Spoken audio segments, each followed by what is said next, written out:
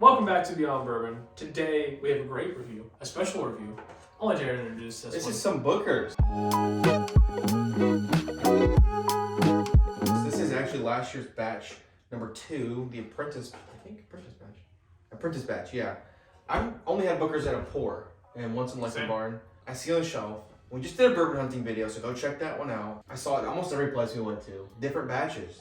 But this one was the cheapest price. I told Ben in the car, I said, if I find it for $100 at this last store, I have to get it. So I found it for about $89, which is pretty much retail, I think. So yeah. $89 for a Jim Beam product, 125 proof. Pretty good value in my opinion. It's definitely not bad. And Jared said we saw all of the batches there. We saw 02, 3, and 4. Mm-hmm. And we found them at $100, $80, and $90. Correct, yep. So Jared got lucky because we kept waiting, and we saw it at 91. So you're like, I think I can find it a little cheaper. And then we went to the next place. It was 100, and we were like, oh no, that's the last one. But we started to stop at one more store at Liquor Mart, and they had this one for $80. So I think it's a great deal. I gambled a little bit, but I'm excited for this one. So I guess there's a little distiller notes and stuff on that. That's kind of cool. Oh, it has the complete blend on the back.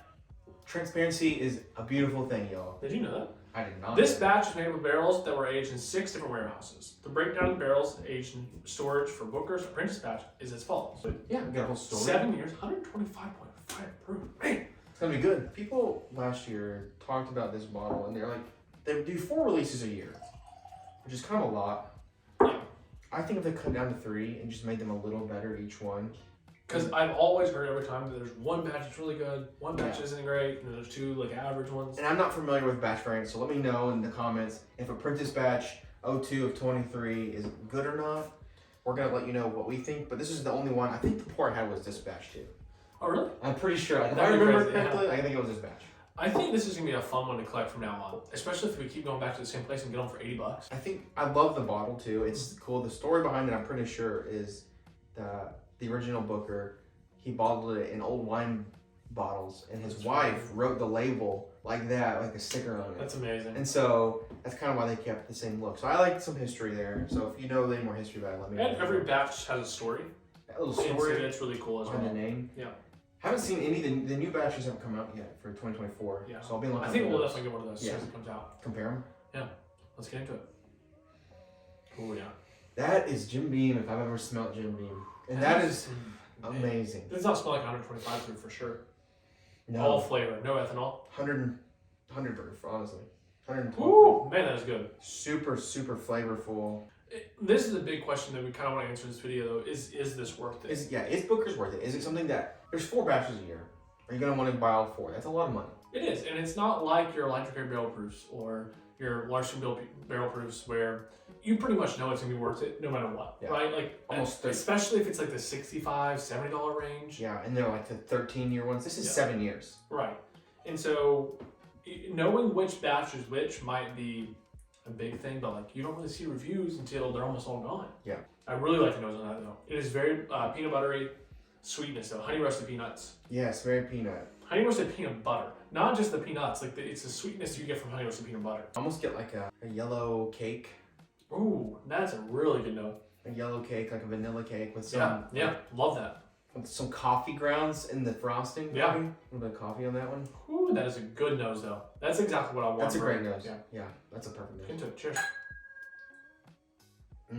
It's warm. It drinks really hot. That's the finish I wanted though. Yeah, it has the long-lasting finish. It's smooth. It starts up here. It kind of like sharp and hot, and it kind of just subsides to the smooth, nice, slow burn. Yeah. To me, it's still on my tongue right now. Yeah. Oh yeah, for sure. I didn't even have a big of a sip yet. That is good though. Super flavorful. The finish is finished into kind of a sweetness caramelish. Like that's what I kind of taste right now. It's like almost like I had caramel ice cream. Caramel ice cream, caramel frappuccino. Yes, that's a great note. Caramel frappuccino. Almost those like cube caramels. That you that you take the pack. You buy for like 25 cents at the gas register. Yes, yeah, that's kind of what that tastes like. That's just pure. The caramel frappuccino is one of the best notes because it is very coffee-esque. It has that coffee espresso. It has that mouthfeel too. You know when you drink coffee, it kind of has the drying. Drying. Like, it fills your mouth. Like that's exactly what that is. That is good though. Every Beam product has a very dry palate to it, a drying aspect to it. It always just kind of leaves you it makes you thirsty for another sip. Yeah. To me, that's kind of really I think about it. Some to people say it. don't like that, and I don't always like that, but for Beam, I like it because it's like, ooh, let me get a sip. That nose is so good, dude. We're getting some more fruits coming through now. It's opened up a lot, for sure. Opened up a ton. Holy Caramel smokes. apples. Caramel apples is one of the best notes on the nose for sure. With the nuts on it, though. You know, I know that's a big thing if you put nuts on the caramel apple or not, but that's exactly what that smells like. With like, It literally smells like a Halloween thing, right? Gosh, it's good though. Feels like I'm gonna get to bob for apples. Yeah. Just a minute. Big fan. Oh, gosh, it's getting so It's much getting sweeter, right? so much sweeter. Yeah. So much like fruity. It's opening up a ton. And that usually happens. You literally saw us open the bottle, but also after you take a sip of it and then come back to the nose, I feel like it always opens up a little more as well. That nose That's is amazing. I would love to try. I compare this next to a 9-year store picked 120 proof. Is it better than that? Because that's a better value technically. After coming back to the palate, the nose might be better than the palate now. It's I still agree. really good. The palate, it's a less dynamic of a palate.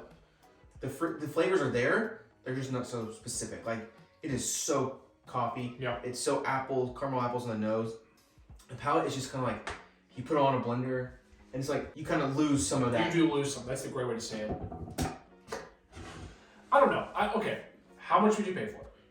I think $8 is a good price. Is a good price. $8 for anything under $100 for a barrel proof product nowadays. Is From a usually, legacy for a legacy distiller is usually good. Yeah.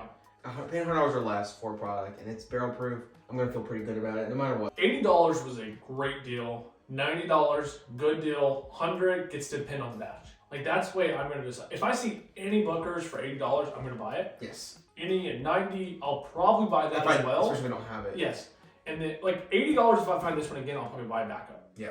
$90, I would buy a batch I don't have. $100, I would decide if the batch is good. If the batch that's is like I would look the up perfect a ranking. I feel That like. is Yeah. perfect. If it's over $100, that's a no. Yeah. That's a no. Because Knob Creek 9 store picks are about $50, $60, $70, whatever, around your area, but about $60 even.